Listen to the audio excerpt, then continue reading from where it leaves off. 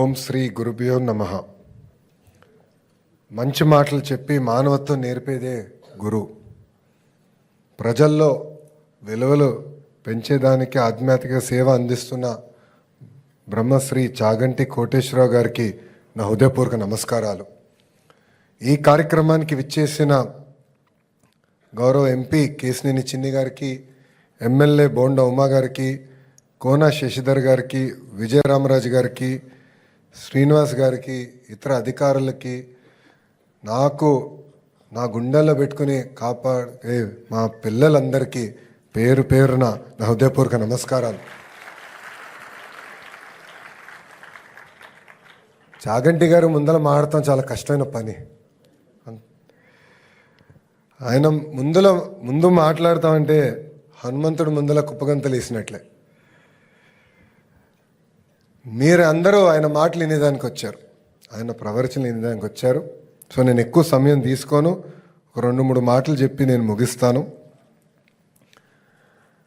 చాగంటి కోటేశ్వరరావు గారిని నైతిక విలువలపైన సమాజంలో మార్పు తీసుకొచ్చేదానికి నియమించాలన్న నిర్ణయం తీసుకున్న ముందల గౌరవ ముఖ్యమంత్రి గారు నన్ను పిలుస్తాం జరిగింది.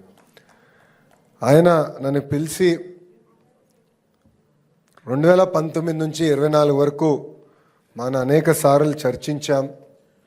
సమాజంలో నైతిక విలువలు తీసుకురావాల్సిన బాధ్యత ఉందని మనందరం 1-10 సార్లు మాట్లాడుకున్నాం. ఏం చేస్తే బాగుంటుందని గౌరవ ముఖ్యమంత్రి గారు నన్ను అడిగారు. నేను అనేక సందర్భాల్లో చెప్పా, గౌరవ ముఖ్యమంత్రి గారిని చూసి లైఫ్ లాంగ్ లెర్నర్ని నేనని. సో గౌరవ ముఖ్యమంత్రి గారికి చెప్పా, మీరు ఏ నిర్ణయం తీసుకున్నా ఒక విద్యాశాఖ మార్చులుగా మేము ఆ నిర్ణయం కట్టుబడి ఉంటామంటే, అప్పుడు ఒక్క క్షణం కూడా ఆలోచించకుండా చాగంటి కోటేశ్వరరావు గారిని ఏకంగా క్యాబినెట్ ర్యాంక్ ఇచ్చి ఆంధ్ర రాష్ట్ర ప్రభుత్వానికి సలహాదారుగా నియమించారు గౌరవ ముఖ్యమంత్రి శ్రీ నారా చంద్రబాబు నాయుడు గారు.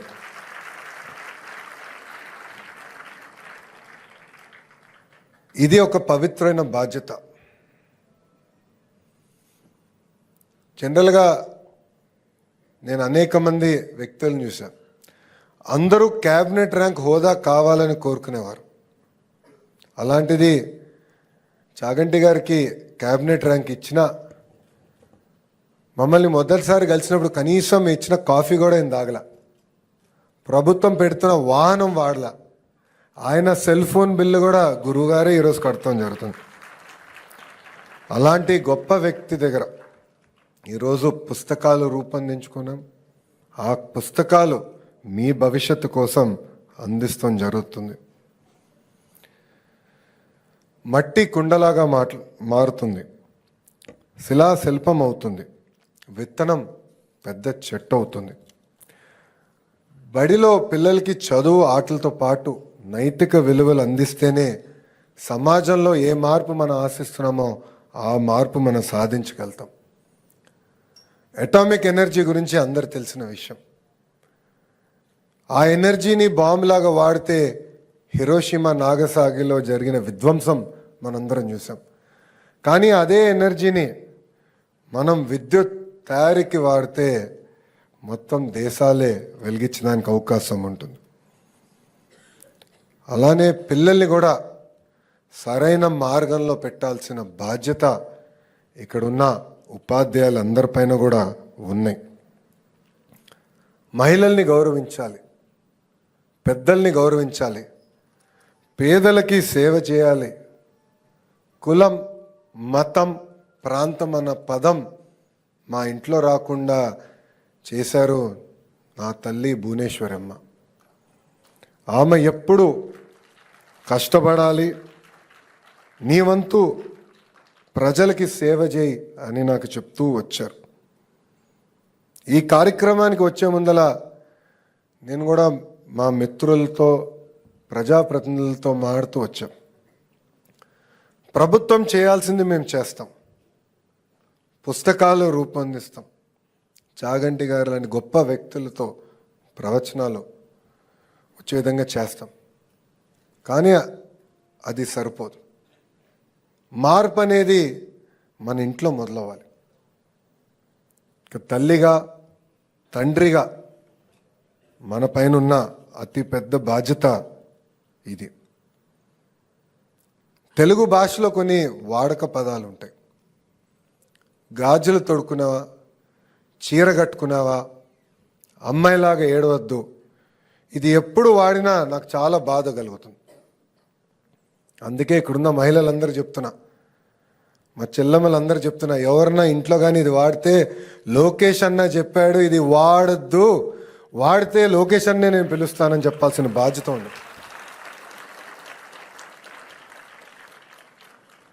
సమాజం ఎప్పుడు బాగుపడుతుందంటే మనం మహిళల్ని గౌరవించినప్పుడే బాగుపడుతుంది.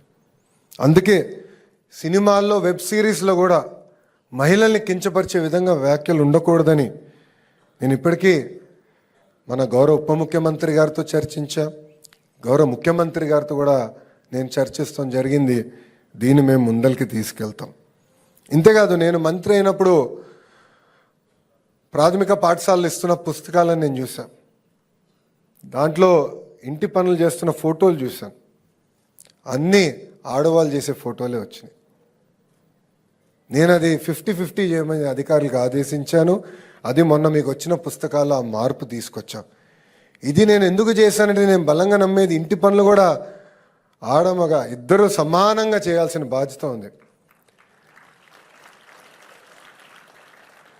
నేను అమెరికాలో MBA చేసినప్పుడు ఫస్ట్ ఇయర్ అయిన తర్వాత నాకు పెళ్ళయింది. చిన్న వయసులో బ్రహ్మణికి నాకు పెళ్ళయింది. అప్పుడు పనులు మేము ఇద్దరం 50-50 చేసుకున్నాం. ఒకసారి ఆమె లాండ్రీ చేస్తే ఇంకొకసారి నేను చేశాను. మాకు ఎలాంటి ఫీలింగ్ లేదు. అందుకే ఆ మార్పు సమాజంలో రావాలని మేము బలంగా నమ్మాం. యువగలం పాదయాత్రలో కూడా కొంతమంది పిల్లలు మా తెలుగుదేశం పార్టీ చొక్కా వేసుకొని వస్తే నా బాధ కలిగేది.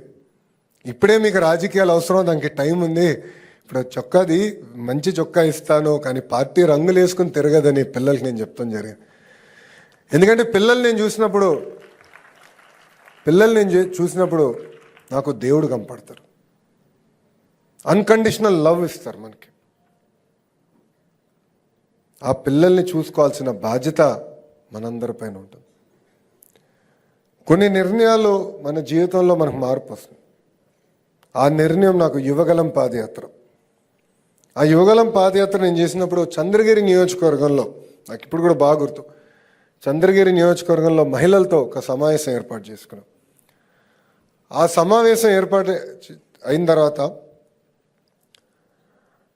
ఒక తల్లి నా దగ్గరకు వచ్చింది. మొత్తం కప్పేసుకుని ఉంది, కేవలం కళ్ళే కనపడుతున్నాయి. వచ్చి మీతో పర్సనల్గా నేను మాట్లాడాలని, మీడియా ఎవరు ఉండకూడదు, ఎవరు ఫోటోలు తీయకూడదని నాకు చెప్పింది. నేను కూడా ఆశ్చర్యపోయా. ఇప్పుడున్న తరం అంతా ఫోటోలు పిచ్చి, సెల్ఫీలు పిచ్చి, షార్ట్స్, ఇన్స్టాగ్రామ్ పిచ్చి. ఇది తల్లి ఎందుకు వద్దంటుంది అనుకున్నా. అప్పుడు ఒక రూమ్లో కూర్చుని తల్లి ఆమె బాధ చెప్పుకుంది. ఆమెకి 3 పిల్లలు ఉన్నారు, 3 ఆడపిల్లలు. పెద్ద పాపని గంజాయికి బానిసలు చేసి శారీరకంగా 30 రోజులు వాడుకున్నారు. అది తెలుసుకున్న తల్లి ఆమె బాధ, ఆవేదన నాకు చెప్పింది. ఆమె ఒక్కటే అనింది, మీరు ఇంత దూరం వచ్చారు, నడుస్తూ వచ్చారు, CMC వెల్లూరుకి ఒక్క మాట చెప్పండి, డీఅడిక్షన్ సెంటర్కి మా పాపని తీసుకెళ్తా, లేదంటే మా పెద్ద పాపని నేనే చంపేస్తాను, అప్పుడు కానీ మా 2 పాపలు పాడవరని ఆమె చెప్తాం జరిగింది. అందుకే ప్రజాప్రభుత్వం ఏర్పడిన తర్వాత డ్రగ్స్ పైన ఒక యుద్ధం ప్రకటించాం.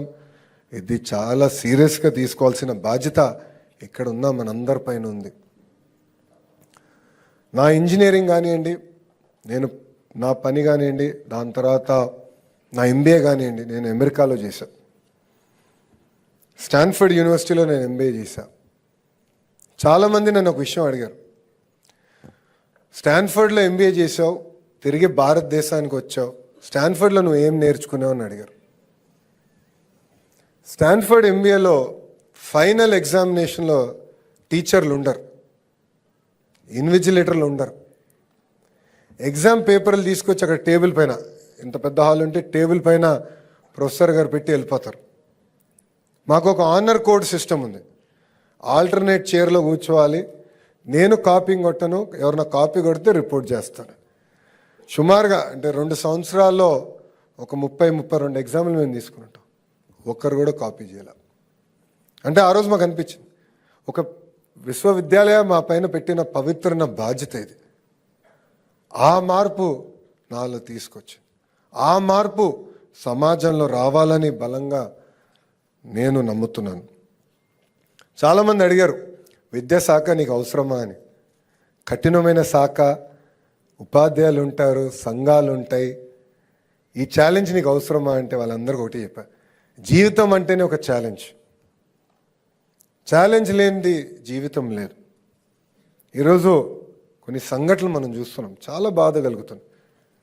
మార్కులు తక్కువ వచ్చినాయన్నో, లేదంటే ఇంట్లో తల్లిదండ్రులు గట్టిగా చెప్పారన్నో పిల్లలు కుమిలిపోయి ఏకంగా ఆత్మహత్య చేసుకునే పరిస్థితికి వస్తున్నారు.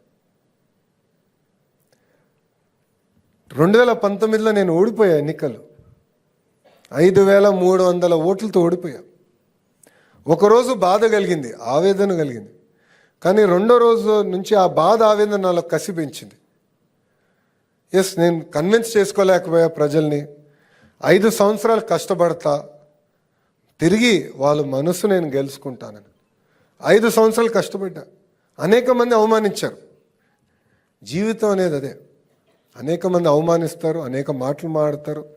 కానీ ఒక లక్ష్యం పెట్టుకుని పనిచేస్తే మనం అనుకున్న లక్ష్యం సాధించే శక్తి కూడా దేవుడు మనకిస్తాడు.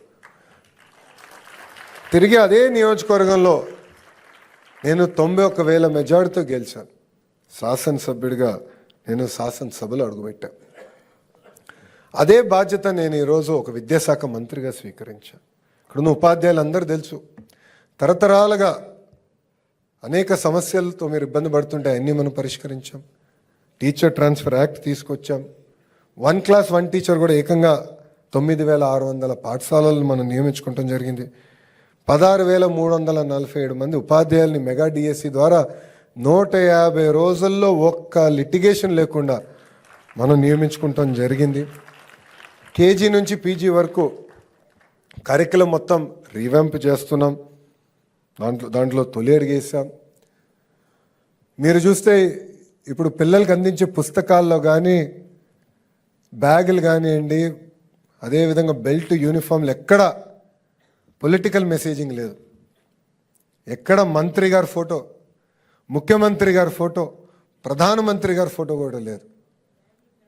మీరు చూస్తే ఏకంగా ఇప్పుడు డాక్టర్ సర్వేపల్లి రాధాకృష్ణ గారి పేరుతో కిట్లు మీకు అందించాం. డొక్కా సీతమ్మ గారి పేరుతో మధ్యాహ్న భోజనం అందిస్తున్నాం. సాటర్డే ఏకంగా నో బ్యాక్ డేగా కూడా మేము నియమిస్తాం జరిగింది. ఇక్కడున్న పిల్లలందరూ నేను ఒకే విషయం కోరుతున్నా, ప్రభుత్వం మేము ఒక బాధ్యతగా మేము పనిచేస్తాం. ఎంతోమంది మహనీయులు ప్రభుత్వ పాఠశాలలో చదివి అద్భుతాలు సృష్టించిన వారు ఉన్నారు. మీ అందరిలో ఆ శక్తి ఉంది.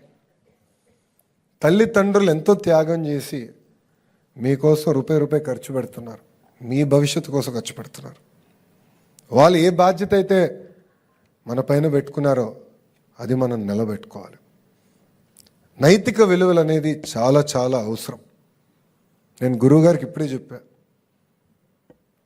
పుట్టపర్తిలో సత్య జయంతి కార్యక్రమం జరుగుతున్నా, అక్కడ నేను పాల్గొని వస్తున్నా. నిన్న గౌరవ ఉపరాష్ట్రపతి గారి నాయకత్వంలో ఒక పెద్ద కార్యక్రమం జరిగింది. అక్కడ ఎంతోమంది వచ్చారు, లక్షలాది మంది వచ్చారు. ప్రోగ్రాం అయిన తర్వాత అందరు నుంచుని ఎవరు గ్లాసు, ఎవరు బాటిల్, ఒక్క చిన్న కాగితం, చాలా పెద్ద స్టేడియం అది, ఒక్క చిన్న కాగితం కూడా వదులుకొని అందరు తీసి వెళ్ళి చెత్తబుత్తల్లో వేసి వాళ్ళు తిరిగి ఇంటికి ప్రయాణం చేశారు.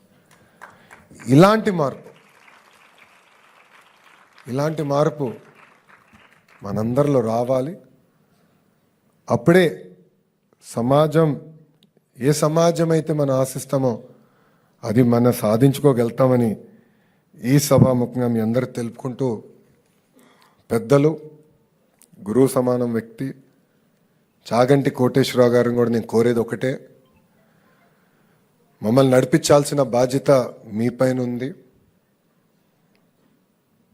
చాలా అంటే 42 ఇయర్స్, 42 సంవత్సరాల వయసులో నేను ఒక విద్యాశాఖ మార్చులయ్యాను. ప్రజలు నా పైన పెట్టిన పవిత్రమైన బాధ్యతగా నేను ఇది భావిస్తున్నా. మీ డైరెక్షన్లో నేను కానివ్వండి, మా అధికారులు కానివ్వండి, శాఖ మొత్తం పనిచేసడానికి సిద్ధంగా ఉంది. ఇప్పటికీ మీరు చాలా సమయం కేటాయించారు. ఇలాంటి కార్యక్రమం స్టార్టింగ్ అన్ని జిల్లాల్లో, అన్ని పార్లమెంట్లో పెట్టాలనేది నా కోరిక. దాని తర్వాత అన్ని నియోజకవర్గాల్లో కూడా తీసుకెళ్ళి కేవలం పిల్లలు ఉపాధ్యాయులతోనే కాకుండా ప్రజలతో కూడా పెట్టి ప్రజలు ఒక చైతన్యం తీసుకొచ్చి ఆంధ్ర రాష్ట్రం ఎట్లాగో ఒక ఇన్వెస్ట్మెంట్స్లోనో ఇతర రంగాల్లో నంబర్ 1 చేయాలన్న తపంతో మేము అందరం పనిచేస్తున్నాం. కానీ నైతిక విలువలు కూడా ఎప్పుడైతే వస్తుందో అప్పుడే ఆంధ్ర రాష్ట్రం అన్ని రంగాల్లో నంబర్ 1 అవుతుందని నేను బలంగా అనుకుంటున్నా. దానికి మీ గైడెన్స్ మాకు ఎప్పుడు ఉంటుందని ఈ సభాముఖంగా కోరుకుంటూ నాకు ఇంత అద్భుతమైన అవకాశం ఇచ్చిన మీ అందరికీ పేరు పేరున నా హృదయపూర్వక ధన్యవాదాలు తెలుపుకుంటూ మీ అందరి దగ్గర నుంచి సెలవు తీసుకుంటున్నా. జై హింద్. పిల్లలందరూ చెప్పాలి నా తర్వాత. జై హింద్. థ్యాంక్ యూ అమ్మా.